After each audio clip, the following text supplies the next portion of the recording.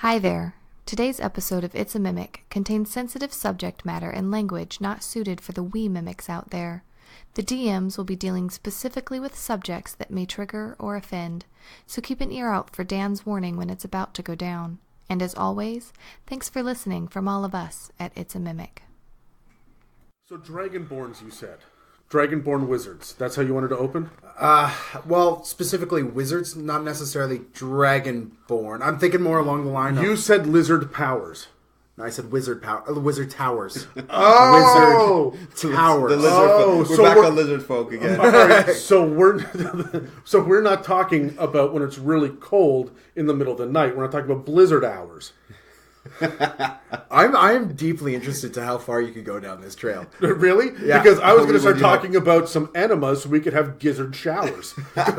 Good Lord. Okay, I'm no longer interested about how long we could go into this. I just wanted to ask a simple question. It was like, what have you guys seen with wizard towers? I'm about to run one in my trying to think. I'm like, Adam's throwing out some good ones, and I'm like, oh my god, I got one, but I can't think of it. Now I'm going to have like a room that's just purple and brown showers coming down from it in my wizard tower. Like, why do you do this to me? Why are you the way that you are? Because I can be. Which actually ties into what I want to talk about today. Oh, you want to talk about poo showers? No, I want to talk about social contracts and what is and is not okay at a table. Poo showers fit under the not okay thing. Yeah, right? Okay. And now I know that. So we can work together and not do that. Exactly what we want to cover. So. Yeah, so we're going to wrap up the end of the pillars today. Okay. Where we're going to focus on the last little bit of role-playing. We talked earlier about some social contracts. We dropped that in the last episode. Yep. I want to dig into that, into this concept in depth. And just a heads up for everybody listening, this is going to be a rated R episode. We are going to swear, we are going to use some strong language, and we're going to cover topics that are a bit of a trigger warning in this one. Yep. So if you're not comfortable with that, we will give you a heads up, and we'll drop a time code about when to come back to it. Yeah. But just so everyone's aware, this is not for your grandmother to listen to. This is not for your children to listen to. This is an 18A or rated R if you're in the States episode. So if you're in the States, you must be 35 to listen to this.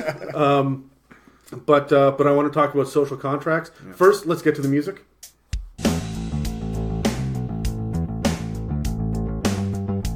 Welcome to It's a Mimic with your DMs, Adam, Dan, and Terry. Okay, so that crazy woman is still talking, but... You guys heard that again? Yes, we hear it every time. We just were too polite last time to say anything about it. Because you keep making a big deal about it. It's because it's weird, guys. That voice follows me home and tells me to follow things on Instagram. It tells me to burn things. But, okay, so welcome back to the It's a Mimic podcast. I'm Adam, and to my right here is Terry. Say hi, Terry. Hello. And across from me is Dan. It doesn't matter. But... What? Okay, hi, everybody. Okay, so... I have fans. Dozens of fans. Both of them listen to this. So, this is exactly what I'm talking about, and it's talking about offending people. Do you want a real intro? Okay, so across from me is Dan, who puts the DM in Carpe Diem. And to my right is Terry, who's a player in the streets and a dungeon master in the sheets.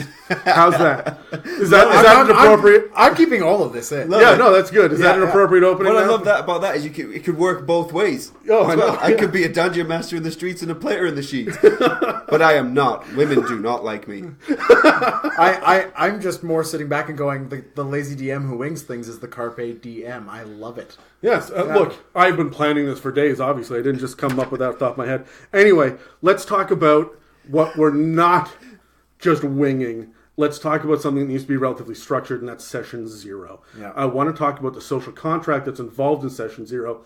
And we're going to tie this into role-playing, but this is really an opportunity for us to talk to players and dungeon masters as part of this game, as part of this collaborative storytelling adventure that we are on, what is and is not okay, and setting expectations. So I want to know for you guys, besides the stats, besides choosing your character and coming up with your backstory and all that stuff, what is and is not okay what is necessary in a session 0 to bring up. So let's roll initiative and see who's going to go first. I got a nat 20. Oh my goodness. I got a 4. Yours went off my finger. Yeah, I think I get to re-roll that. Well, okay, sure. Yeah. Oh, 19 still doesn't beat my natural I go 20. last. And okay. So there are a lot of different perspectives on what a session 0 should be. And for those of you who don't know at home, let me break it down real quick. Session 1 is when you... Break it down. Oh, my goodness. Remix! Okay, No, don't. Why? Okay. You know what?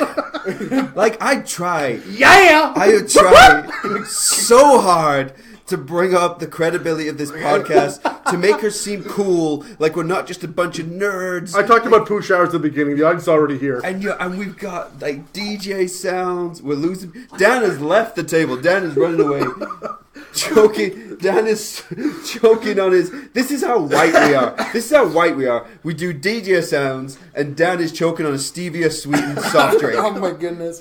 In the suburbs. Pro of tip: Vancouver. when you're recording podcasts, don't drink during it. It does not go well. It's in my nose. So speaking of poo showers, let's move on to the golden rule. All right.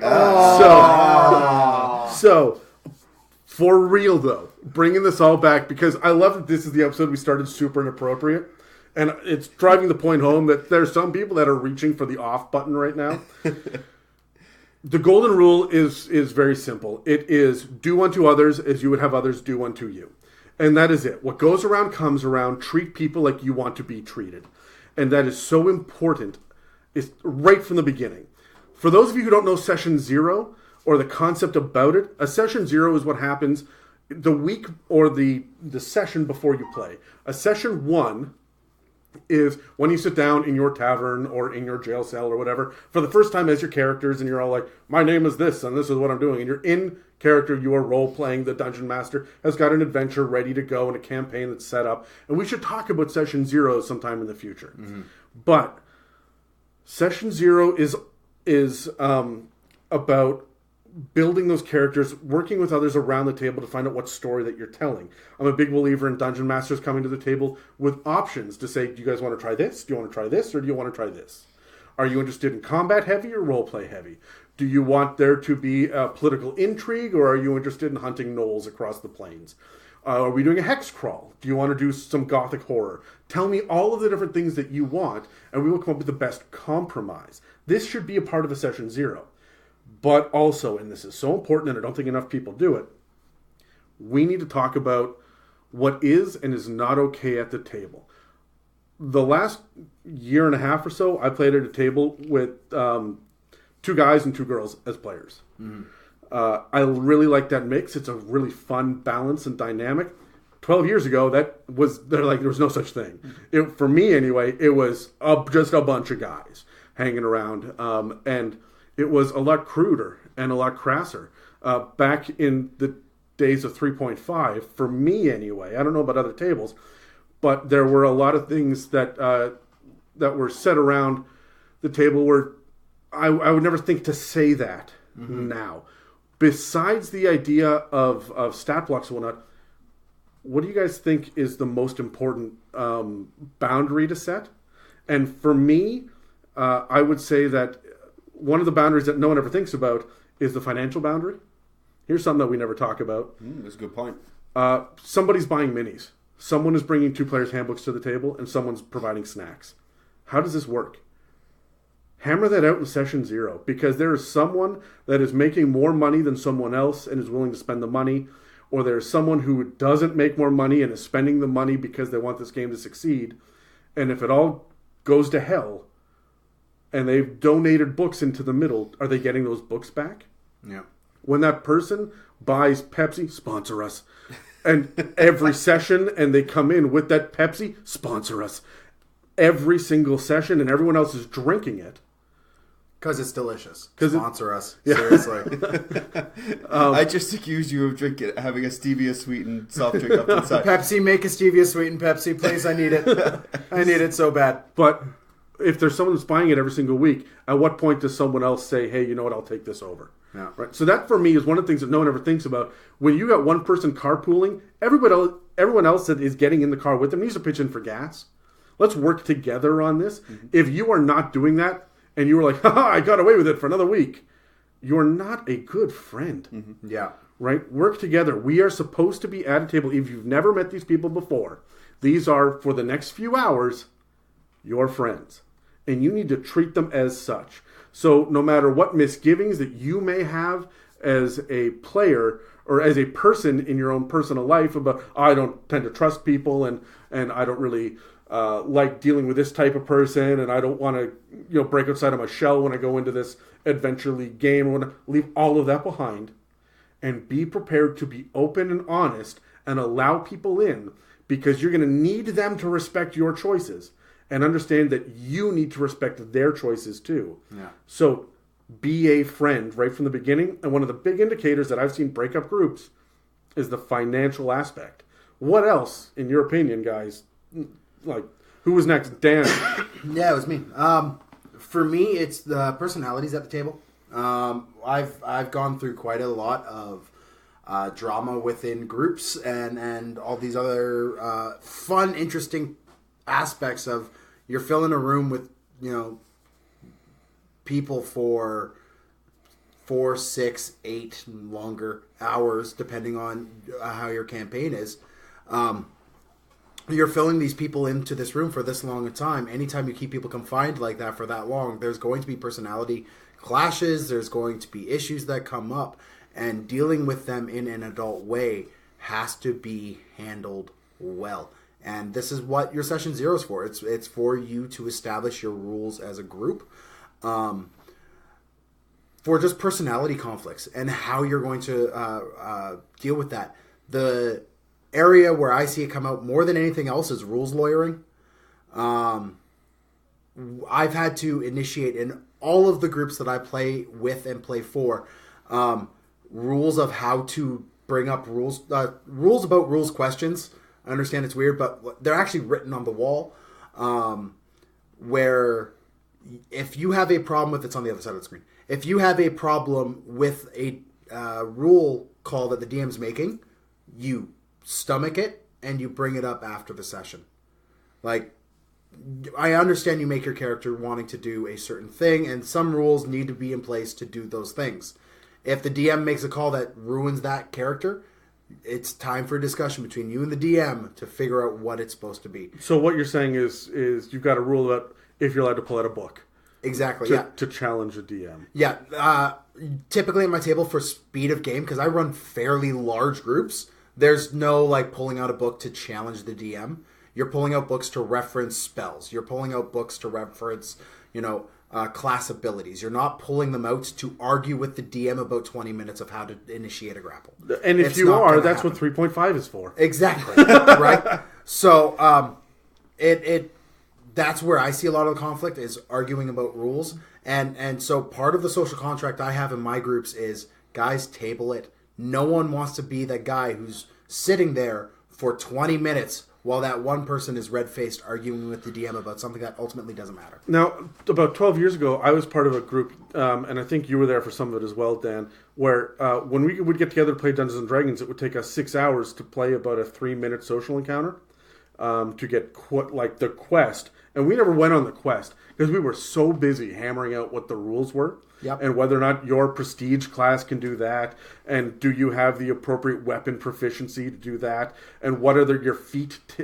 skill trees that you're going on. This was 3.5. This is 3.5. Definitely not the addition for me. I couldn't handle that. Well, there was a lot of arguing, but that group had fun doing that. Yeah. And exploring the ideas of what the rules could mechanically do. Yeah, if that's what your group wants to do, then go for it. But make sure that everyone at the table knows that that's what the group is going to be going Right from session 0. Straight from session 0, right? It should be written on the wall. Mm-hmm. Yeah, I know.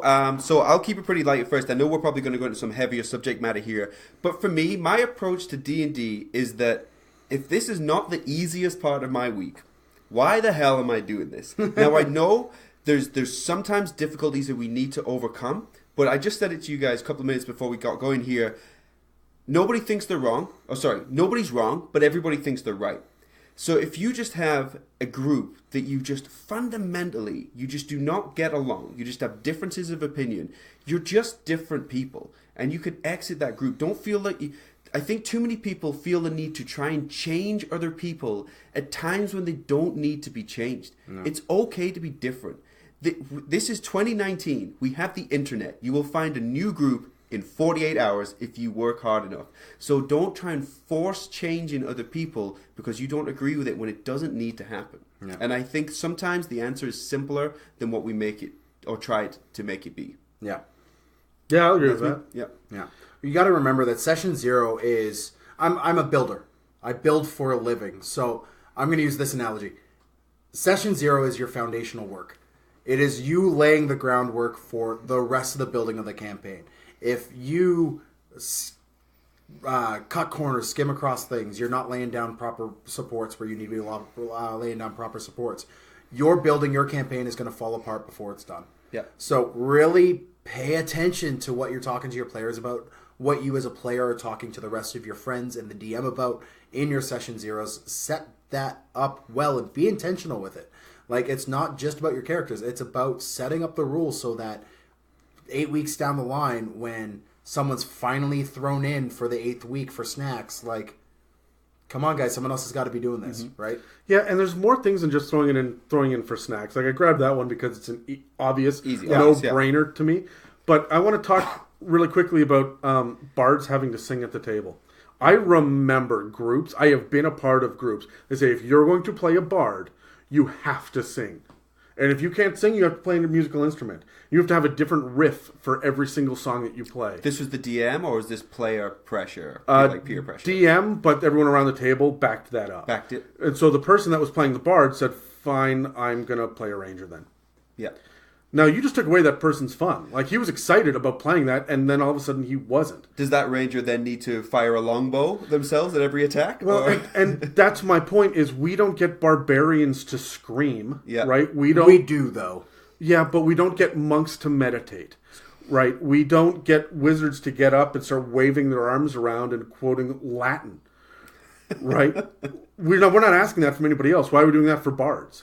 If you are sitting there thinking, this is how you run a bard, or this is how a class or a race or whatever, all halflings need to have high-pitched voices. It's just a rule. You know what? Every single dwarf has got to be Scottish. If you're going to be anything but Scottish, then you can't be a dwarf. If you are coming at this game with these hard and fast rules, you have to relax your grip. Yeah. Because there are other people around the table that may not have the ability to do those things. And what you're doing now is you are dictating their fun. And I have heard people, usually when they're getting coached at my table by another player, when someone says, hey, you should do this over here and you should do that over there. And like, coaching is a big no-no for me, right? You do not tell another player how to run their character. But I've heard players at my table turn to the person who's trying to coach them and say, I'm sorry for having fun wrong. I love that line. Right? But that's what's happening. Yeah. There's one person saying you're doing it wrong. And there's no way to win Dungeons and Dragons. You can't win this game. You can complete objectives. You can finish campaign modules. But you cannot come in first in D&D. Yeah. You just can't. So stop trying. You work together. And in order to work together, you all have to be on the same team, including the dungeon master. So with that in mind, I think it's time to move on to the second topic, unless you guys have anything else.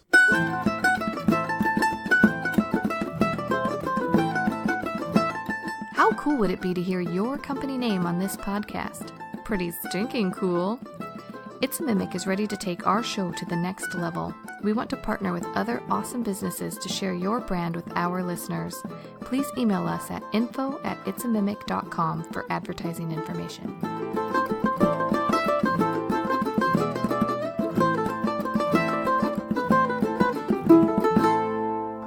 I want to talk about safety and boundaries. Yeah. This is a big, key, important factor to Session 0. 5th edition is more inclusive of ideas and different types of people than ever before. Rightfully so. Yeah, and it's fantastic. There are still some people, whoever, that are either young or inexperienced or have their own problems. or they come from an old school mentality that don't necessarily acknowledge all of this new way of thinking. And I want to address that. So I'm going to turn to you, Dan, right now, and I'm going to say, look, I need you to come in and tell us the time code when it is okay for us to jump back. As the editor, I want you to just jump in right here and let us know, because everybody, you need to know that you can skip this next part if you feel like you're going to get triggered. We're going to drop some pretty heavy language. We're going to deal with some pretty heavy subjects here. Oh, yeah. And you don't have to do that. Here is my session 0 moment of saying, you don't need to partake in this if you don't want to. And this is where the conversation gets adult really quickly. So cover your children's ears, or skip ahead to 57:35. And we're going to wait a couple of minutes or a couple of seconds here so that people can actually reach for their phones or their tablets and spin themselves off the side of the road as they reach for their stereo system. Yeah. But now is the time, and I'm moving forward. Now is the time where I think it's time for us to talk about all the elephants in the room. Yeah. All of the big issues where people are not feeling safe. Mm-hmm. We have got characters and players around the table with different gender identities, different sexualities that come from different backgrounds, different races and creeds. We need to be open to all of the different walks of life that are coming in here. And I have played in games where it has been okay to say, you know what, that's the gayest thing ever. I'm not doing that. You can't do that anymore. We're in a different time, right? And I've got a pretty strong mouth on me, but you won't hear me drop a C-bomb ever. That's just not part of my repertoire. And I'm not claiming to be old-fashioned on that. I have been in groups where a character has been a gay character and overly effeminate, right? Or has been obviously transgendered or a quote-unquote cross-dresser or whatever it is. And it's been used for comedic effect. If your group is that way, that's fine. You do you. I'm not telling you how to run your game, but I'm telling you this is a conversation that needs to happen right from the beginning. So I want to roll the dice and roll initiative. You guys, I'm inviting you to partake in this conversation if you want. I expect to get a little bit of flack from this, so you don't have to roll the dice if you don't want a target on you. But I think it needs to be a conversation that I have anyway. Well, and this is naturally where we've come to in the podcast with talking about like role playing and finishing up this topic as well, right? Like we need to address these big issues because they're going to come up. Everybody's in? I'm in. Okay. Oh, this is the time when I go first. This is the one that I'm going last at the start of every You can hold your action. You can hold your action, my friend. Adam, I'm going to react to what you say. React is the wrong word, but just D&D term. I'm going to put in on what you say. So I'm going to actually hold my action on this one. Sure. Because I know that you have a lot of points that you want to put across, and I would rather weigh in on what you have on this subject matter. I'm with Terry. I think really you're the one that kind of set up this section very intentionally, and I want to get off on the right foot here. So absolutely, I can see to your wisdom. Say that again, Dan. One time only, my friend. Look. First of all, everyone has a right to be safe, and this is not about you, the individual. This is about the group as a whole. Yeah. So this is important for absolutely everyone to be on the same page from moment one. If you're going to drop the word fag, you need to make sure that you're in the right group. Right. Now, I don't like that language. I would never say that, but maybe your group does. Mm-hmm. Maybe there's an inside joke from years back or whatever it is. You need to know when you bring in someone new, when you sit someone else down at the table, that they are in on this from the very beginning. There are two topics here that we need to talk about. One is inclusion of people, ideals, and differences. And one is the exclusion, the potential exclusion of topics and subject matter. So I've spoken a little bit about everyone, different creeds and colors and backgrounds. But I play in a group midweek. I'm the only person, sorry, not midweek, but in Dan's campaign, I'm the only person that doesn't go to church. You're not going to catch me making religious-based puns, no matter how cross they may be, right? Woof. But You're not gonna catch me doing that stuff around the table. Took you a moment, huh, Terry? Well, because we were going into a serious subject matter, then he threw a joke in mid-sentence, and it threw me off. But this is important for session 0. You're still friends. You still need to sit around and have a real conversation. But have a real conversation that's open and honest, and you don't have to be depressing about it. Just be open about it. Yeah. So I'm a part of this group, and I'm aware that level of humor is not welcome here. So I'm not going to bring it, right? I'm also probably going to lay off the idea of bringing in sexuality of a character. Whether or not it's gay or straight or married, I'm not going to go hitting on barmaids with this group of guys because I don't know who I could potentially offend in this group. We never covered that in a session 0, so I'm erring on the side of caution. But everyone should be addressing this. The other thing that we need to address right up front is how gritty, how grimy you're going to get in this, because there are a couple of major issues, and we're looking at the bards on this one, about sex. Yeah. Yeah. There's a lot of talk about how well endowed someone is or how big and muscular. There's a lot of different terms that we can throw around to imply the idea of an attractive person. There's a lot of stuff that we need to talk about, or different ways that we can talk about how to go about romantic or sexual encounters.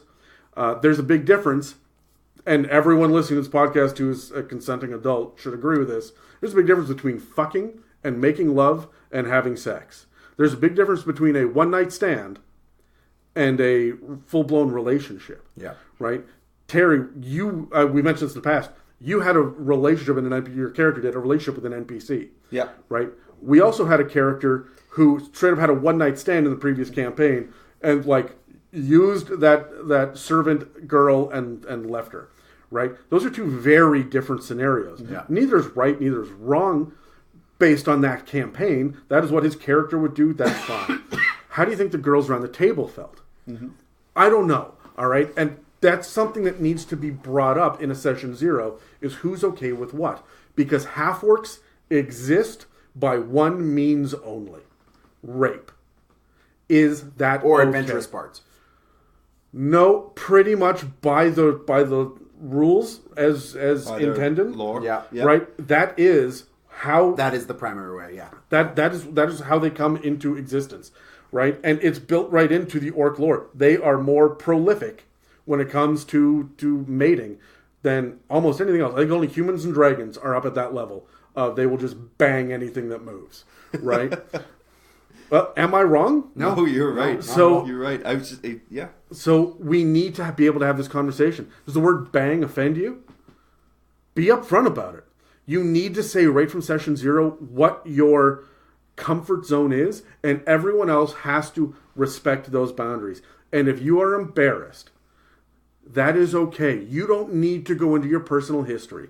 I think moving forward as a DM, if I enter a new group, or even if I enter a new campaign with my existing group, I'm going to sit down and say, here are the hot topics that we need to say yes or no. You don't need to justify it, and this is an anonymous sheet. But check it off, yes or no. Because torture is a big deal, right? If someone has been physically abused or emotionally abused, going down that road may be a really dark and interesting twist for a character, but you could trigger someone at the table and watch them shut down. And now they don't want to come to D&D anymore because it's supposed to be the easiest time of the week. Yeah. And now it isn't. This isn't fun anymore. And this goes from everything. We had a session recently where we had to deal a lot with, a unborn fetus. And dealing with that as well, like An these are undead unborn fetus. Like if anyone at the table had an issue, some sort of like if they had a history of miscarriages, or any of that kind of like conception issues. That's what the word I was looking for. That would have been like I have 3 kids. The second you start messing with kids at a table, that's when I get a little queasy and. I had to dehumanize all of that. Like I was calling it a goop bag. Yeah, I remember that. Yeah, you were. Yeah, right. And it was purely because if I had humanized it in any way, shape, or form, I would have shut down. You don't mess with kids around. I think. Sorry, I know I've been quiet on this so far. I just wanted to kind of get all of the points out of you, Adam. I think for me, I used to really overcomplicate this stuff to the point where it was trying to make things work with different people, and should I do this? Should I change my behavior? And I think it's one of those things where you turn 30 and you just reassess everything in your life. And for me, I just simplify everything right now. If there's something going on in a group that you don't like or you don't feel like you're going to fit in, just don't try and change it. I would say just leave. Now, that does not mean you're wrong. It does not mean that you're accepting defeat. If this group of people believe this needs to be a certain way, and you don't happen to believe that, so you leave, I don't think that makes you wrong. We're all adults. There's 7 billion of us. There are 3,000 deities in the world that have been put out there to the world. You're going to have different opinions on them, okay? If you think Anubis is right and you don't agree with this group, just leave, because you're just a different kind of right. And that is okay. Or, the flip side of that is, it's session 0. Agree to not bring it up. Yeah. Because you don't have to pitch your specific religion or your political ideals. That doesn't have to come to the table. And I have seen that come to the table where someone said, I'm not comfortable doing that because of my religion. Okay, that would have been good to know before I wrote a whole story arc about it. Yeah, 100%. Right? They shouldn't have to feel like they need to walk away. That should always be an option. You shouldn't feel bullied into staying in a campaign. You're absolutely 100% right. But when it comes to something like abuse or drug use, like Dan, your character's doing some hard drugs right now. If we had an ex-addict at the table, that would be monstrous. I smoked for 10 years. Mm-hmm. Dan's character smokes all of the time, and he mimes it. And there's been more than once where I twitch. That just it makes me go, okay, all right, we're going to move right along. I used to smoke as well, for the people out there. We've talked about this before. We all have. Oh, you as well? Okay. But it's something that, I mean, it's not a triggering, I guess it does trigger a reaction out of me, but if it was stronger than that, if I had a real issue, I would turn to Dan and say, hey, please, let's not do this. I wouldn't do it at the table. Yeah. I wouldn't do it in front of anybody else. This is a private conversation to have. If it's between two players and one person's doing one thing and another person's doing another thing, and they have a little bit of a headbutt about it, they're not seeing eye to eye, they go away and they try to resolve it, and one person is no longer listening, it's time to bring that up with the DM and maybe some of the other people. This is not a time to be petty. This is not a popularity contest. This is time for you to say what you are and are not comfortable with. So be honest and forthright, because those subjects are going to come up. Yeah, and I know I just touched on the option of not feeling like you're forced to stay at the table, but you're 100% right in that if there's something that you have a concern with, you need to vocalize that to the DM and be very honest about it, because you will find, if you look, a problem anywhere. For example, in our campaign, our Kenku just recently became the victim of a blood disease. Yep. Well, there's blood diseases out there, and there's people that are dealing with them in real life, okay? You might be sat around the table, and you could have brought that up, and I could have gone, someone in my family's got leukemia, and I'm dealing with that right now. You are not going to be aware of that. As soon as that starts to come in, even though me as the player, that's happening to me, either I'm not comfortable bringing that up, or I don't want to deal with it at all, and I can exercise my right to leave, or I can go to the DM with it, and maybe it's time to bring it up, because it's clear that this is going to be the direction we're going to this level, unless something interrupts it. So you need to take some responsibility there to do that. And one of the things, I'm going to jump on that, like, we're all getting to the point where we're considered middle-aged at this point. Our parents aren't getting any younger. Right. When one of them passes away, are we really going to want to start fighting undead as a way to break the tension up? Right? That's a conversation that needs to come up. If you have got some sort of traumatic incident, if you were the sole survivor of a fire, maybe don't go to the plane of fire in a campaign and bring that up. Yeah. Let people know ahead of time, yes or no. And as a DM, I would say it's your responsibility to provide the opportunity for players to say, this is what I'm not comfortable doing, without an explanation. Exactly, yeah. And as a player, it is your responsibility, and you're accountable for this as well, to be able to say, I am not comfortable doing this. This is a hard limit or a soft limit. This is a hard stop. I am out if this comes up at the table. Yeah. Or not. But you need to be upfront about it, and you can't be upset if you didn't tell anyone, if you're assuming that other people know. And no one needs to explain a thing. Sorry, I'm going to cut you off. That's okay. That's so important. You don't owe anyone an explanation. And I know I'm speaking to the internet on this, and I'm going to piss someone else off when I say this. If you were sexually molested when you were a child, you do not have to say why you are uncomfortable dealing with children in threatening scenarios. You don't have to bring that up. Mm-hmm. The fact that you were acknowledging it at all to say, please don't do this, is enough. You don't have to say anything more than that. But everyone around the table needs to say, okay, we accept that that's against the rules, and we're moving on. And this, I want to touch base on something along the same line here, because Terry, you're saying if you come into a group and they're wanting to really chase these things, you could get up and go. Yeah. Yes, and amen. You could do that, but what if that group is a group of longtime friends and these things are an issue? So, like, one of the things that has come up in my past games is the problem with racism. So we mentioned how half-orcs come by in one way. A lot of times in the game, they're kind of belittled and there are definitely second-class races in Dungeons & Dragons. There are second-class races. How do you handle racism at the table? And this is one of the things where, like, if I have a character choice, like the traditional elves and dwarves thing, there's animosity between those two races by lore. That doesn't mean you're calling everyone knife ears all the time. Like, it might be funny, it might be a little thing for that moment, but you don't have to be playing on that. Like, as a player, you need to be more aware of the table, aware of the room around you. And that table needs to help you be aware. Exactly. We're all responsible. If you don't want to bring up the slavery in the Underdark, don't play Out of the Abyss. Yeah. Mm-hmm. Right? And that's just it. Everything in the Underdark is a slaver or a slave. Everything in there. Or some sort of hideous monstrosity. Yeah. But it's built around that lifestyle. And all this comes back as well to setting your social contracts at the table and saying things like, hey, don't be a dick.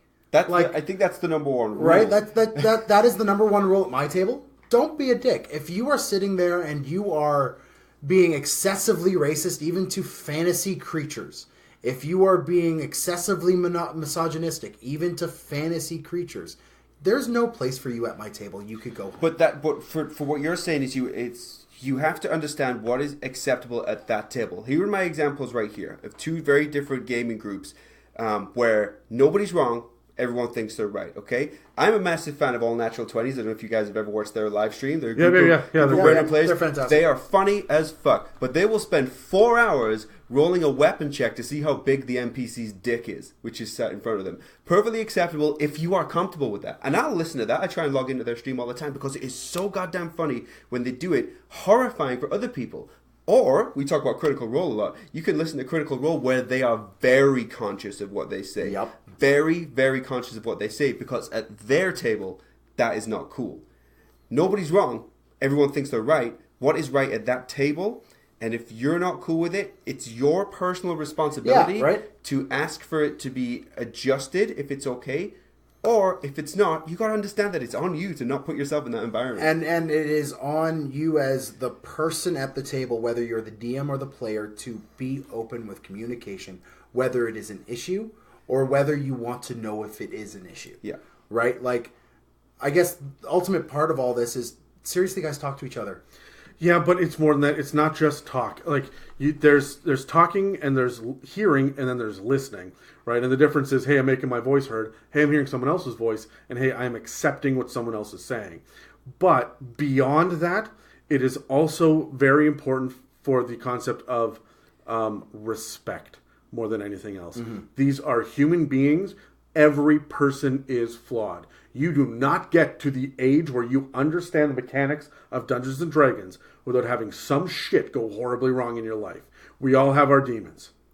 Understand that you don't know the demons of the people around you at the table. And even if you do, you may not know the depths to which it affects that person. So when they say, hey, please don't, then don't. This is a game where you can do literally anything. You do not have to go down the route where all the characters are going to have a seduction contest in the middle of the town square during the festival, right? And it's a bet with them to see who can roll the highest charisma check. You don't have to do that. Your game can be rounding up the farmer's chickens. If that gives you hours worth of laughter and that's your game, dude, that's cool. Yeah, absolutely. Now, there's also some gray area there as well, specifically about sex. Sometimes you want to include it in the game, because it's natural and people have sex. And yeah, I like the idea of seducing the barmaid and whatnot. You need to know when to fade to black. Mm-hmm. You need to know when all of a sudden you're not actually describing genitalia. When you're just going to say, you know what, and the seduction is successful. Or what I did in my campaign was I said, yes, you appropriately seduced them.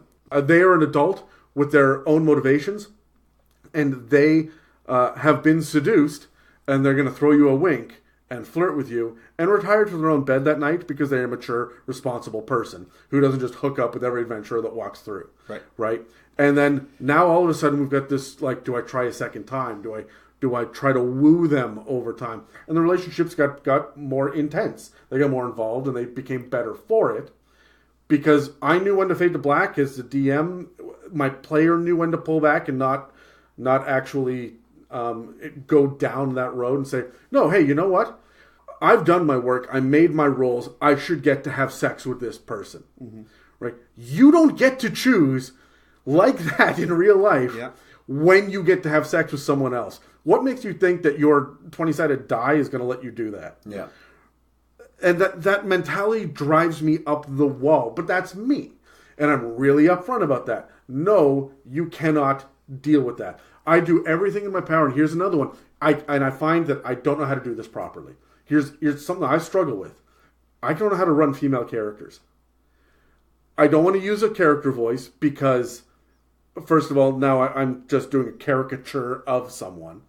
But second of all, I don't know. Men and women are different. And everything in between, men and women. Right? There are so many different perspectives. There's so many different races and backgrounds where there's matriarchies for the drow and patriarchies for... now I'm trying to come up with one off the top of my head, and I can't. But a lot of them are patriarchies. But oligarchies for dwarves. Yeah, but there are different ways of playing women as...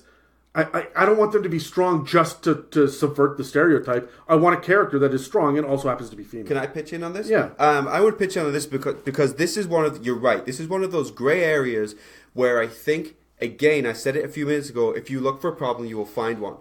And this can work both ways in all different directions when it comes to gender identity and I've talked to... I think we even said it on the podcast. I eventually want to play a female character. Yeah, it's like episode 2. And we teased you about it. Right, exactly. But I said I want to make sure I get it right. I've never been a woman. I don't know how women think. All I know is the perception of the world around me, but it works the other way. Because I've watched and listened to online podcasts of actual play podcasts and streams where, of course, women have tried to play a male character. And me, in my own mind, I've gone... That's not how men think. Men don't think like that. I've been a man for 30 years. I've done nothing but talk to men all day, every day, all my whole life. I know exactly how men think. I am one. But I have enough chill in my life where I'm not looking for a problem. That is fine. You're having fun. That's cool. You gave it a go. You're not expected to know how men think. Same as I'm not expected to know how women think inside of themselves. I think there needs to be enough chill where it's okay as long as you are not overtly trying to offend someone, that you're just trying to play the game. If you look for a problem, you will find one. Yeah. And if you come at it from an honest and serious perspective too, because if you walk in and say, I'm going to play a lady character, oh hello, yeah, exactly. Right? No, you're doing it wrong. Yeah, right. And you, even if as a DM you're doing it for laughs, you want to play an effeminate character, the effeminate butler, right? That's a trope. I've seen that more than once. I've seen that in the game, right? And it always gets laughs around the table from most people. Mm-hmm. Right? But who else is around the table that isn't laughing? Yeah. You need to address all of this in session 0. Yeah. And you will know, based on the people that are around the table, what needs to be brought up ahead of time. And But I'm going to caution you, like, we're 3, if we're going to use... We are 3 white, mid-30s, cisgendered males. Like, yeah, we are the wrong demographic to have this conversation. Right? But I'm 30, but that's fine. I'm 30, but that's okay. That's still in your 30s, my friend. You said mid-30s. I'm just arguing the point that I'm 30. But, like, don't make assumptions. Like, that's the other thing I kind of want to hit. Like, you should know kind of what to bring up, but still mention, like, hey, I have an idea where we're going to rest on this, but I just want to mention it in your session 0. just to cover your bases, because you don't know what struggles people are going through at that time in their lives. No, but I hear exactly what you're saying, but what assumptions can we make? What assumptions can't we make? Because the world is changing very quickly. And I'm saying this is all session 0 stuff. This is all stuff you establish session 0. Because try to cover your bases. Some things are an issue today that weren't an issue yesterday that are not yet an issue tomorrow. For example, by the way, one of the 3 main pillars of this game is combat. Did you know that every week we spend hours at a time going out and actively trying to kill things? That's okay. Apparently, we've all agreed that that's okay. Yeah, murder hobo is a freaking term that people throw around in here, and we're not taking into consideration that someone might have been homeless, someone might have been like severely beaten within their life, but we're just like, nah, they're not going to show up and just like murder the fuck out of that guy. My point is that's a general assumption that that's okay because it is today. But I'm sure it won't be tomorrow. But for D&D, I don't think it ever will be. But it may not be okay tomorrow. So I know what you're saying is don't make big assumptions, right? Yeah. But what I'm saying is some people are not sure what they can assume and what they can't assume, which was my point earlier. Is like I would love to play a female character because I just want to experiment with that and play that game. I don't know what assumptions I can make and what I can't. But I also don't want to be restricted in my gameplay because I don't want to risk offending someone. This is why you need to have that conversation early. And Dan, you hit it on the head. We are a bunch of white cisgender male, like middle class too. Like we're all coming from the same place on this. Yeah. Okay. And if your group is also like that, where it is very similar to the demographic of this podcast, and you think, oh, this doesn't apply to me, you're wrong. And I'm going to show my liberal colors on this one real quick here. Sure. But change needs to come from the people in power, and the white males are the people that run D&D. That's what it is. And Wizards of the Coast has done an amazing job being more inclusive, especially in this 5th edition, where we're seeing different people with different humans with different skin colors. Mm-hmm. There are some different gender identities and sexualities that are at least hinted at in the actual books, the modules, and the campaigns. This is even a lot of the actual plays out there. There's characters who are playing. It's going there. It's going there. Yeah. Right? But they were still a bunch of cisgendered white males in the middle class that decided, hey, you know what? We need to be more inclusive. We need to open our minds up and continue to do that. Yeah. And I could really get preachy about this and go into my own politics, but I'm not going to. But it's very important for us to remember that this story can be anything, so it's okay to leave some things out. Yeah. But this table can be anything, and it's okay to let other people in. Yeah. Mm-hmm. And so we really need to think about it from that perspective. Now, is there anything else that we need to touch on for this? I know I'm probably going to regret saying this, but we are part of a community that not only leans more towards the liberal side of things, but is vocal about it. And if there's something that is kind of we are missing out here in this discussion, let us know and we will bring it up again in a different podcast down the line. Like I don't want to do a disservice to anybody here. Like I don't want to. We've covered a lot of really broad strokes. Broad strokes. And this is a conversation that I think needs to be had in a lot of different places with a lot of different people in a lot of different ways. Yeah. If you have an opinion about this, I'm going to throw myself under the bus on this one. Reach out and hit me at Rusty Styrofoam on Instagram. Talk to me privately or publicly. I want to know what your opinions are, you, the listener, because your opinion is just as valid as any player sitting around a Session 0 table. Yeah, yeah, absolutely. And I think this is the issue for me here as well, is why I always say things like, there's no chill in the world, just get on with it. There's only problem if you find it. I know I'm saying that, but what I mean is how I run my life. There are issues out there in the world that are brought up constantly. I'm a 30-year-old white male. I cannot help that. But I have this general rule in my life, which is don't be an asshole and have some chill. So my day-to-day life, I don't find these issues because I don't look for them and I don't cause them. And I think, for me, my opinion on the world is it just needs to be more like that. I remember a very quick 15-second story. Years ago, my friend told me about when her sister came out, and it was a big deal. She came out, said, I'm gay. And her dad put his fork down and went, hey, no one cares who you're fucking. And then just carried on. And I was like, that is my attitude to the world. I'm like, that's great. I'm glad that's happening for you. But also, I wasn't asking, and it's okay. Not rudely, I wasn't asking. Not that I don't care. I don't care as in, it is not an issue at my table. Yeah. I'm just here to play D&D. You can fuck whatever you like. I don't care. I'm going to say, you can fuck any consenting adult human, specifically human. See? Yeah. See what I did there? I made an assumption. Specifically alive human. But yes, we're going into deep subject matter, but I think it all comes back to one thing. Don't be an asshole, and if you're going to be an asshole, go and play at a table of assholes. You may not be an asshole, I just think you're an asshole because you're a different type of asshole to me. So, now that we've discussed Terry's asshole for the last 5 minutes, Dan, is there anything else that you want to say before we jump back and tell people it's safe to... The last thing I think, especially from my perspective, something that is important to bring up is the topic of religion.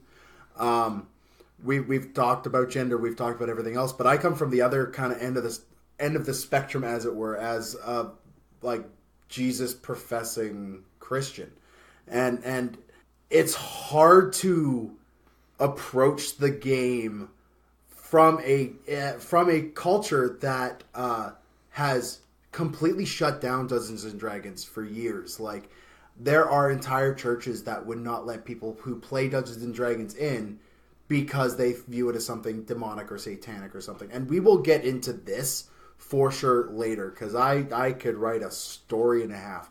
But as with other things, be inclusive of other people's religions. If someone wants to play a cleric but doesn't want to devote themselves to a god because of a religious issue, roll with it, be okay with it. That has been a problem in several of my groups. Not a problem. That has been a thing that has been brought up. It's a consideration. It's a consideration. Be okay with it. Yeah. Like that's my point. I don't care which D&D pantheon you prescribe to. Yeah. So why do I care if you want to make it God capital G?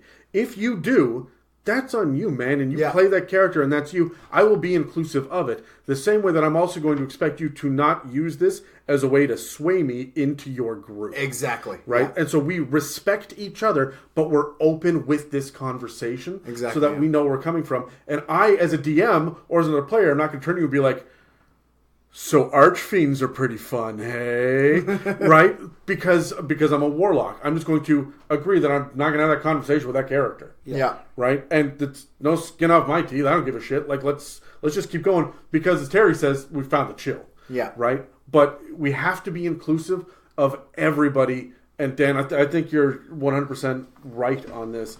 Especially in today's day and age. In the last few years, we've seen the world, especially the Western world, become polarized in a big way. And Dungeons and Dragons does not have to be left and right, Republican or Democrat, Christian or Muslim. There are so many different aspects to bring into this. It doesn't matter who you're sitting across a table playing with if you are all on the same page from session 0. And yeah. It's going to change. No. I mean, when you think back in the 80s, where D&D was considered evil, but now it's gone completely the other way, which is where you can have those people that 30 years ago thought like that, and now in some cases sitting at the table saying, I've decided I'm now going to play the game, but you can't talk about that. So it's going to happen. It's going to move around. With all things, religion, you're right, is a huge one, Dan. But like I said, there's over 3,000 deities been introduced to over history. If you support one of them, there's 2,999 out there that you're not supporting or don't believe in or whatever. So it's going to come up. So you got to have some chill with these things because it's going to happen. Yep. And the last thing, just real quick, I think I've said this is the last thing like 4 times now, but it's so important. I can keep coming up with things. Is it doesn't have to be based on personal history. It doesn't have to be based on what you believe. It can just be your general comfort zone. I stopped playing with the group because I was playing a character that was a pacifist, which was on purpose, right? I wanted to do all the social stuff and I wanted to explore. But whenever combat broke out, I would do support bard stuff. Oh, only. you were like a conscientious objector type. Yeah. Right. And it was a lot of fun. But I had the barbarian across the table from me consistently, this is my problem with barbarians, consistently say to me, stop fucking around, you fucking pussy. Now, I don't like that word in the first place. Not the F-bomb. I love the F-bomb. Fuck is fantastic. But some people don't. The point is you got to be careful right. on the table. But I stopped playing because I was sick and tired of hearing that. Yeah. And I brought it up with the DM. I brought it up with the other person first, outside of a session, a couple of times. And he just kept saying, man, it's my character, it's fine. If you are relying on that's what my character would do as a defense, stop it. As much as the last session was about thinking about your character's motivation, it needs to mesh with the other players. This is one of those moments where it's okay to metagame. Yeah, where it is Right. time to pull back and not use that language anymore. Exactly. And I'm not overly sensitive when it comes to this stuff, but I got tired of being singled out for the character that I was going to play, and my DM's response was, then play a different character, man. And while I very likely could have, I didn't want to run into this again on the next character. Yeah. I didn't want to give in and roll over to that person being belligerent.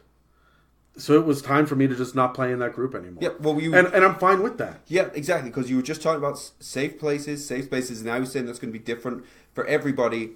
You don't need to adjust yourself to suit other people. If you guys can adjust to make it work, that's great, but it doesn't need to happen, which is exactly the point there. You assessed everything. You said, you know what? Like, this guy doesn't mean me any long-term harm. He's just different, and it's just not working, and that's okay. Yeah. So I could go on and on and on. I could talk about people that drink during D&D. I could talk about guys that hit on girls at the table. I could talk about all sorts of things, but this has run on pretty long. I still want to hear what people have to say, and if you think we've missed something or we should address this again later, again, hit me up. I'm at Rusty Styrofoam on Instagram. Or you can send it into the at It's a Mimic Instagram, or at It's a Mimic D&D on Twitter. We'll listen. Yeah, absolutely. You guys can send it to me as well at Send Noobs D&D on Instagram, because I am more than happy to discuss these things with people, because what I want to hear is why people think they're right. Because for me, I'm about... Bruce Lee said, be like water. Water can flow, it can crash. You need to be able to adapt to people. There's 7 billion of us, and if it's not working, flow the other direction. But if you're hard and fast and set on this is what this needs to be, bearing in mind that the world is changing every 6 months, I would also like to know why you think you're right today. But that's just me. Yeah, and I wouldn't say that you're challenging someone. I think you're genuinely curious. Yeah, absolutely. Based on everything I've just talked about. Yeah, you're not sitting there going, hey, listen, you... defend your shit. Exactly. No, that's my point. Because if I don't agree with you, but you want to keep arguing with me, I will just stop listening to you. Because I can do that, or I'll stop talking to you. And you can stop talking to me. That's fine. Yeah, and I'll throw my hat in the ring here, too. Because opposite from Adam across the table here, from me, I hold a more conservative view to the world. So... I think it's important we have kind of both avenues open here. And so if you want to reach out to me, if there's something that you would like to talk to me about, again, something we missed or anything else, at Oscar_the_orc. I think that, Dan, this is the point where you can tell people to come back to this time code. Yeah. So welcome back, people. Welcome back. We're going to move on to the third and final topic, and that is problem players. What they look like and how to deal with them. Specifically, the different types of problem players that you guys have seen and how you have dealt with them and how you would handle it differently now that you're a little bit older. Yeah. So, roll initiative. And remember, that's my die, Dan. Sorry. And remember... Be inclusive. I botched. Oh, wow, I'm going first again. Yeah, I with an 8. Typical problem player philosophy here. I'm going to bury my head in the sand and let you guys talk first. Go ahead. Okay, before we get to this, I know that we normally do a shout-out here because it's a sensitive subject matter and I don't necessarily want anyone having to listen to the whole thing to find their shout-out. We're going to skip that this round. Sure. Yep. I'm totally fine with that. Yep. All right. Okay, problem players for me. Okay, I have not been playing this game as long as you two, and I have been very fortunate that I haven't really had many very, very difficult problem players to deal with, more than just the regular ones. People talking over each other, not necessarily agreeing about certain minor things, but we came to a good, compromise with it. So I will be interested to hear your two stories.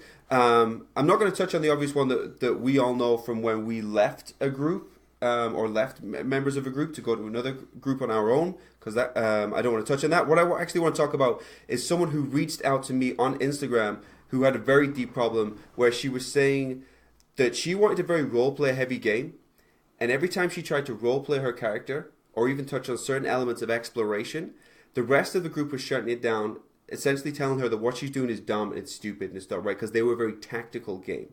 Now, I thought for a long time about this. I was like, okay, how can we talk about compromise? How can she talk to the DM about trying to, come to some sort of agreement and maybe blend both the types in? But the answer I realized in the end was just very simple. I just asked her if she had more options for groups. She said yes. She has other friends that they're looking to play. They're newer players. That wasn't originally what she was looking for. And I said, is it just going to be the lesser of two evils if you just go and join another group? Which is what I was talking about earlier. And I think that's what she went and did in the end. Instead of just trying to beat a dead horse, which was just trying to get all of these people to change when they think they're right, and she didn't want to change to them because she thinks she's right, and nobody was right. They're just playing a different game. Okay, I'm going to jump in on that real quick, because there'll be people that, that's going to bother them. They're going to say, no, I want to know how this plays out. I'm married to this character. I'm married to this plot line. I want to know what's going on. I really like the DM storyline. Sure. Or I like these friends or whatnot. So, just a quick little sidebar, and I'll tie this in. Yep. My girlfriend knows nothing about Dungeons and Dragons. She's fairly certain there are dragons, and fairly certain there are dungeons. And that the number 20 is heavily involved somehow. Yes. She sees the many-sided colored die, and she goes, that's a board game. And I go, okay, sure, why not? But she asked me recently, how long is a campaign? And I went, yes. Campaign is yes question. Long. So I clear your schedule. Yeah, I had the opportunity to monologue for 20 minutes, and I love you, sweetheart. Thank you for putting up with me. But ultimately, I said that at the end, I wrapped up and I said 90% of campaigns never finish; they fizzle out. You don't have to be married to this campaign and put up with a bunch of bullshit if you don't want to, because you will probably never get to the very end of it. And if you do, and that was the outlier and you're upset that you missed it, that's too bad. Hit the next one anyway. It's not a big deal to just not play with these people. I don't play with Dan's Friday night group on purpose. There's a personality clash there. Yeah. I'm being perfectly open. If you're listening to this, I still love you as a human being. I don't love you as a Dungeons and Dragons player, and you don't love me as a Dungeons and Dragons player, and that's okay. Pat, we're still friends. And that's it. That's where it comes from. Just playing a different game. That's all you're playing, different game. That's it. I don't want to be tactical. Yeah. I don't want to fight about rules. I do want to fight about rules when I'm doing it on a podcast, not at a table. We have a story to tell. So that's where I come from. So, I mean, I'm jumping onto what you're saying, Terry. Yeah. Don't be afraid to find a new group. But where do you find a new group? Yeah, I mean, we're very fortunate now that we live in 2019 and the internet is all around us and taking over, and eventually machines will kill us. But we are fortunate about that. Yes, we have those options there. One second. Praise be to our robot overlords. Oh, sorry. Yeah, we are. Yeah. I have this weird conspiracy theory, which maybe we'll touch on later, that it was never Skynet. It was always the iCloud, and they just got the name wrong. But anyway, we can go to that another time. But Cloud, You're absolutely right. And it doesn't mean if you leave that group that you have been defeated, or you are the outcast, or that you are wrong. You are, people are different, and you are just looking for something else. I touched on it earlier. I love watching the All Natural 20 streams because they are so goddamn funny, those ladies. They make me laugh all the time. But I know I couldn't play in their game because I get heavily invested in the story and I can't keep rolling for dick size every 3 minutes. But it's really funny to listen to. You did that once and it didn't go well. No, exactly. But that was me exploring the game in different ways. And even I decided, I was like, that was not as fun as I thought it was going to be. And we just moved on from there. Yeah, it just never came up. Well, we didn't bring it up. It was brought up again, but yeah, not by you. And that's fine. And it got brought up, and now I can see it. I was like, yeah, like it was just a dumb thing. It's not even important to me. If it's important to you, that's cool because it's not important to me. I don't ever need to do it again. And now we're cool, I'm not going to pretend I'm an expert at this. I'm actually fairly bad at this because I avoid personality conflict as much as I can in terms of dealing with problem players. How are we friends? I have no idea. I'm also We're kinda not. I'm also kind of like a barnacle. I've just latched on and they'll never get rid of me. I'm like herpes. Anyways, so this is the right episode. Yeah, it's the right episode for it. But I've had copious amounts of problem players and drama at tables that I have handled poorly. I don't know the best way to handle it. I'm not going to pretend I'm an expert on this one. Can you give me an example of something that blew up in your face? So I had a personality conflict between two players at a table. I'm not going to name any names. I'm fairly certain both of them listened to this. But it's me and Terry. No. But I had a conflict with 2 players at a table, and I kind of facilitated the conflict because I am a pull the Band-Aid off kind of person. Like, if we're not going to keep doing something, let's just stop now before we complete it or whatever for the sake of completion. I don't give a crap. Let's just move on to the next thing is kind of the kind of person I am. So we knew that one of the two, depending on who, wasn't going to be playing in the game very much longer. And me being the kind of person I am made that worse by going to them and saying, hey, yeah, we're just going to wrap up this campaign, 5, 6, 10 sessions left, and then you're done.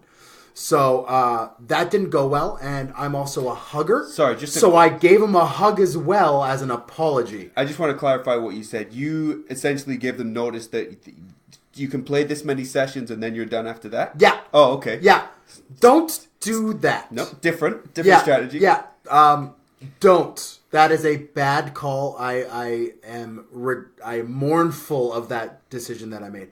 You need to be aware, and this is where we come to the session 0, the establishing the foundation of the group, what type of game you're playing, who's in it, and you need to figure this out from day one so that these conflicts, these type of things don't happen in the future.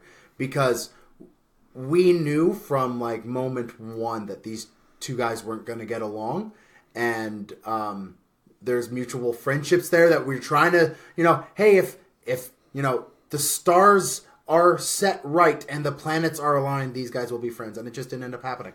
And I mean, that's fine. That's all well and good. I made the situation worse myself. So, people are going to make mistakes, but you learn from it. Yeah, I learned from it. And you hopefully others will learn from your mistake as well. Yeah. But knowing you, Dan, I know you're a good person, Dan. You're one of those very few people in the world where I can tell that you're good to your core, and you wouldn't try and hurt anyone. So I don't think you meant to hurt anyone. You just meant you're also good to your core. Don't give me that. You're not a real person. But you just made a mistake on how you approach the situation. Yep. That's it's life. It's gonna happen. You weren't trying to hurt anyone, so I would argue that that's okay. I think for me, just the big thing on all of this is everyone's going to play the game differently.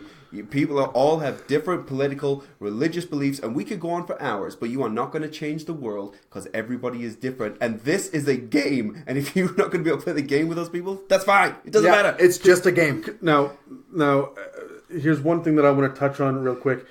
This is a tip for everyone who's listening, who has a problem player at the table. They're going to listen to this episode and go, you know what, we do need to communicate. They're right. This is a conversation that needs to be had, and we're going to do this. I'm not quite sure how to do it, but I'm going to try. We're going to muddle through. We're adults, and we're going to try to get this done. I'm going to tell you right now, do it face to face. Even if you're going through a Discord server or something, get on a webcam and look the other person in the eye. Humanize each other in this vulnerable moment. Because if you are using a chat or text, no one can hear your intonation, your tone, body language, eyes, everything. No one can understand where you're coming from. And what takes 25 minutes to get your point across in 3 paragraphs could have been 7 conversations that you've had in person. Yeah. So don't just try to find the right words and drop it in a text. I know it's hard.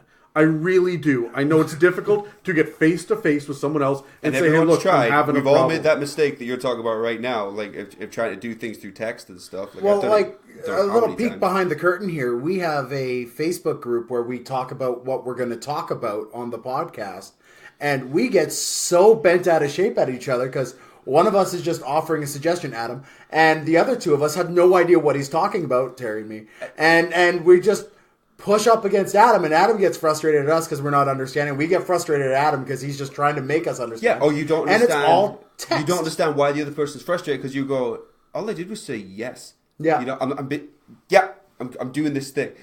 But the other person can go, what the fuck's wrong with that guy? A great example is the fact that I'm the one that comes up with, another peek behind the curtain. I'm the one that comes up with the content planning as far as the broad strokes go, episode by episode. It's one of the reasons why you tend to talk a little bit more during the episodes as well. Yeah, I've got a lot of the kind of the blueprints in my head about kind of where we're going. And then I bring you guys in afterwards, and I'm like, hey, give me your opinions. And Dan sends a emoji. Yeah, I do thumbs up, and it drives Adam up the wall. Like, we're at risk of getting off. We're talking about problem players. No. But this is why you don't use text to do it, because then Dan and I will carpool in to our D&D session, and it'll be like, so what I'm talking about is this, and I'll go, oh, yeah, no, I'm cool with it. And I hear the conversational nature of it. So when I say in text, yeah, man, I don't care, you are reading, yeah, man, I don't care. And it's two very different things. Yeah. Right? And so don't go through text. Get eye contact and understand where the other person is coming from. And remember, we are all human beings. We're all here together, and we're all working towards the same goal. Yeah. And so we need to accommodate each other and know what your limits are, and know that it's okay to say, I'm not comfortable accommodating this. And if no one else is going to meet you halfway on that, and I'm not saying compromise your morals, I'm saying if they're not willing to listen to you, it is okay for you to walk away. If you go to the subreddit RPG horror stories, that is just people talking about horrible, shitty groups and problem players. Oh, and problem bet DMs and everything else, yeah. Bet there's some classics in there. Oh yeah, you're on there like 6 times, Terry. But This guy that never realizes he's an asshole just keeps telling everyone that he's not. I'm fine. I'm not an asshole. and they keep talking about that guy, and we all know who that guy is, right? Yeah. And that's a term that everybody uses on there. But you hear as people talk about this, and the answer in the comment section, invariably the most upvoted thing in there is, don't play with that group. Yeah. And it is okay. We live in a place now where you can go find other groups. We've mentioned it before in the podcast, but like go to the subreddit LFG. Yeah, which is looking for group, Yeah. right? Or looking for game. I'm not sure which. I can never Either way. remember. Group. But there are Discord servers. There are Twitch streams that you can get in on. Go to your friendly local gaming store or comic book shop, right? Or I know that. Oh, how did you find out about this group, Terry? You came in via the internet. It was. Was it a Facebook ad or a Craigslist ad? I haven't been was it Tinder? Was it Grindr? I was. That would be a really interesting way to get into a team. Imagine if you were looking for love and you ended up in an RPG game. Wrong role playing. This is not the way I explain this. Into role playing. I don't think that's quite what they mean. No, I'm wearing my leather armor. I believe it was Facebook. And then, that led me to a group that ultimately a few of us decided that we didn't want to play in. But the people that I met in that group led me to my final group, which is where I settled. So, you are going to get some bad eggs for you that are just not going to match. You just got to be open and try to find people. I do want to ask one quick question, though. Are we pretty much wrapped up? I mean, I could talk for weeks. We could go for 3 days on this. Yeah. But yes. I would like to ask, what is the AC bonus of nipple clamps? -2 if you're doing it right. AC bonus of nipple clamps. Yeah, because he said he was wearing his leather armor. Oh, Dan, you got to do so much reaching for that. Yeah, he really reached around for that. You need a one. 10-foot reach. Oh, yours was better. Yours was better. All right, look, and here's another thing. We can get into the potty humor, and we do, as we've done on this. Yeah. As well. We say we're in our mid-30s. How we're many actually times 12. a session? I think we're averaging. We're probably averaging like twice a session where we were saying name of your sex tape, everything that comes up, because we've agreed. Our social contract is it's okay to throw that out there every now and again. Oh, yeah. I'm not asking for a vivid description of what is happening during that sex tape. We had a 30-minute long, all of us involved joke about cranking a ferry. A ferry, yeah. Yeah, it was a ferry to move carts across a river with a winch that just had to be cranked. Yeah. So we were just crank it. Just Spoiler keep alert, cranking it was on. about jerking a dick.